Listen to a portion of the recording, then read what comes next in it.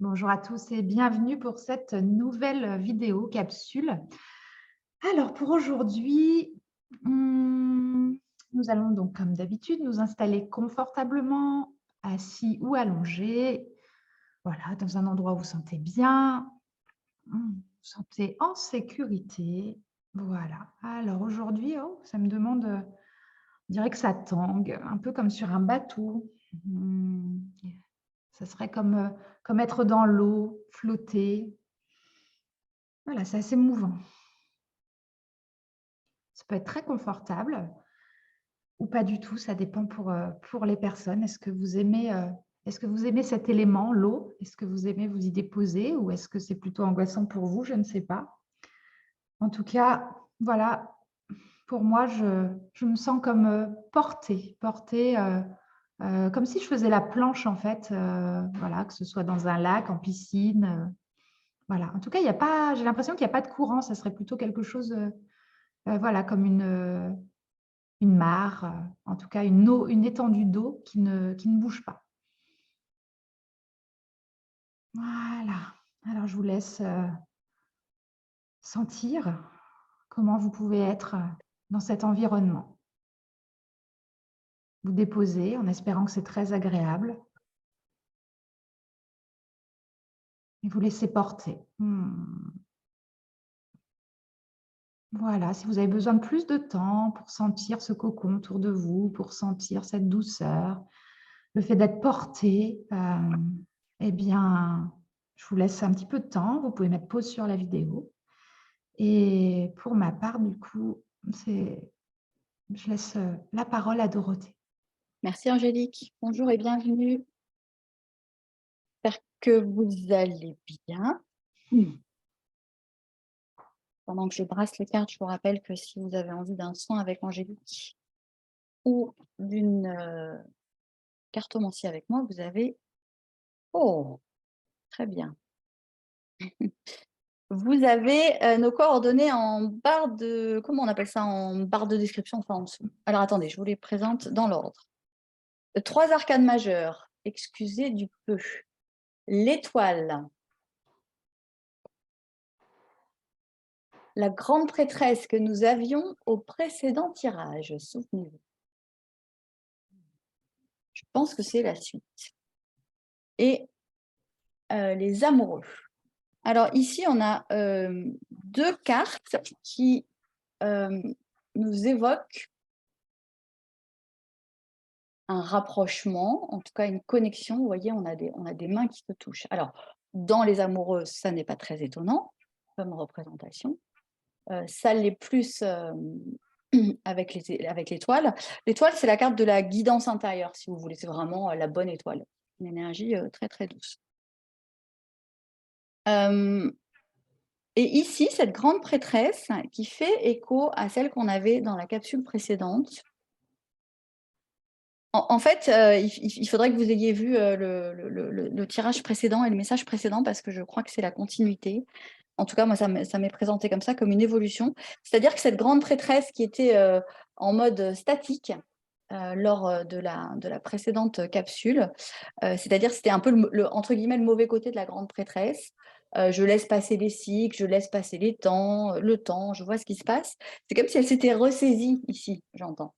Elle s'est ressaisie et puis, vous voyez, celle-ci, elle est plus dynamique finalement, si je puis dire, que notre grande prêtresse précédente. Je vais vous la montrer, au cas où vous n'auriez pas vu. Je crois que c'est important. Alors, est-ce que je mets du temps ou pas? Il doit être par là. Voici la grande prêtresse de lundi dernier. Voilà. Donc celle-ci, elle était un peu mollasse, elle était un peu mollassonne. Celle-ci, elle s'est ressaisie. Elle s'est ressaisie et puis plutôt que de laisser passer le temps, dans une attitude un peu passive, elle s'est reconnectée en fait, hein. C'est-à-dire, je la vois plus centrée, plus alignée, plus droite, et plus en conscience, de ce qu'elle veut. C'est comme si elle récupérait, cette grande prêtresse, son aspect, positif, son aspect porteur. Alors ici, les amoureux, je voudrais garder l'acception du choix. Voilà, parce que les amoureux, ça veut dire beaucoup de choses. Je sens qu'il y a un choix qui se redessine là, à l'intérieur, en accord avec votre guidance. La grande prêtresse et l'étoile, ce sont deux cartes qui nous parlent vraiment d'une guidance intérieure. C'est je me connecte à quelque chose qui est juste pour moi et je suis capable d'en faire le choix. Pour moi, c'est tout à fait l'évolution de la... Bah voilà, c'est hallucinant. C'est l'évolution de la capsule précédente. Une reine de bâton encore. Souvenez-vous, on avait la reine de bâton lundi. Enfin, ou dans le dernier tirage. Voilà. Elle revient. Vous avez saisi votre bâton, vous avez saisi votre feu intérieur, hein, je pense. Il y a quelque chose qui se ressaisit par rapport aux énergies précédentes. Se recentre, qui se reconcentre, vous voyez? Oh, c'est beaucoup ça. J'ai pas envie de prendre tout ça.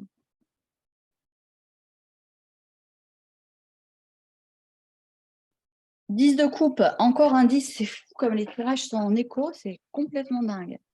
10 de coupe, alors au tirage dernier, on avait 2 10 qui sont très déplaisants, le 10 de bâton et le 10 d'épée. Le 10 de coupe, c'est pratiquement l'une des plus belles cartes du tarot. C'est-à-dire, c'est vraiment l'accomplissement, alors pas hyper visible sur cette carte, mais c'est la plénitude émotionnelle, le 10 de coupe. Bon, là, c'est dans une représentation très familiale, mais c'est une très, très jolie carte. Une dernière, peut-être? Alors, je vais enlever ce tas-là. Je vais prendre celle qui est tombée ici. 9 d'épée, ouais. Encore une fois, petite redite du tirage précédent. La 9 d'épée, c'est une carte assez lourde, qui parle d'angoisse. Souvent, elle est représentée de façon nocturne. Alors ici, la représentation est beaucoup plus soft. Et ce que je retiendrai, c'est qu'on voit cette personne qui sort de son enfermement. Alors, vous voyez, il y a quand même un lit. Ça, c'est la petite allusion aux angoisses de nuit. C'est vraiment comme ça que sont représentées les 9 d'épée de façon générale. Mais là, je vois surtout quelqu'un qui s'ouvre à l'extérieur, qui sort de son enfermement, qui s'ouvre. Bon, il y a encore quand même des reliquats de difficultés, mais c'est plutôt positif. J'ai envie de regarder ici.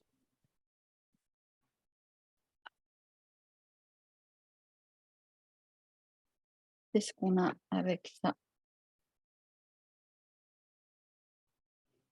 Oh! Allez, je prends ça. Ouais, il y a du changement, hein. Il y a de la décision dans l'air. Il y a de la décision dans l'air sur le plan concret. C'est le 5 de bâton, celui-là, je crois. En tout cas, vous voyez, on imprime sa marque là, on fait quelque chose. Hein. Quand il y a une main, c'est qu'il y a de l'action. On choisit. On choisit et on choisit quoi? Eh bien, on choisit sa guidance. Voilà, encore une fois.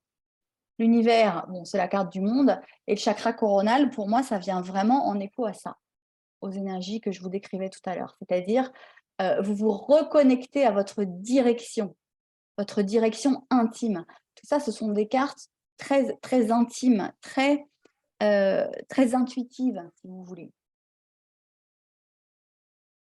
Ici, je pense qu'il y a vraiment